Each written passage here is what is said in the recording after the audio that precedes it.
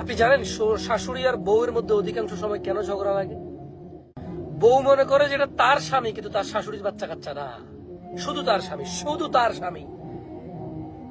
এই ছেলের যে মা বাপ আছে, এই ছেলে যে কারো আরো বেশি নিকটে আপন, এই ছেলে যে কারো আরো অতি আদরের, স্নেহের এবং বাধ্য থাকার মতো, এই ছেলে অনুগত্য করার মতো যে লোক এই পৃথিবীতে বেঁচে আছে, বউর এটা ভুলে যায়। তো মারা অনেক সময় দেখে যে মানে ছেলের বউদেরকে কম্পিটিটর হিসেবে নেয়, প্রতিযোগী হিসেবে নেয়। ওয়াই? বিকজ ছেলে এতদিন মা এটা করতাম নি, মা ওটা করতাম নি, মা এটা নিতাম নি, মা ওটা নিতাম নি, মা বিদেশ থেকে আসবো কিতা কিতা আনতাম, কার লাগে আনতাম, এভাবে মা মা মা মা মা মা। আমি বলছি না যে বিয়ের পরে বউকে গুরুত্ব দিবে না, তবে মারা দেখে যে মারা ছেলের বউ নিয়ে আসে নাই, একটা প্রতিযোগী নিয়ে আসছে।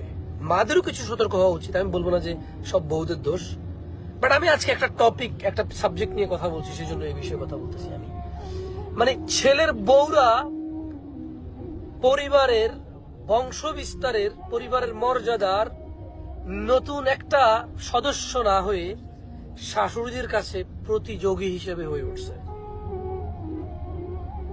আর ছেলের বউরা এটা ভুলে যায় যে আমার স্বামী হওয়ার 20 বছর আগ থেকে এ অন্য কারো ছেলে মেয়ে, 25 বছর আগ থেকে এ অন্য কারো ছেলে মেয়ে। বউরা ভুলে যায় যে ও যখন ছোটবেলায় ওর স্বামীর টাইফয়েড হয়েছিল, এ মহিলা জেগে জেগে সেবা যত্ন করে নাই, তার মা করেছে।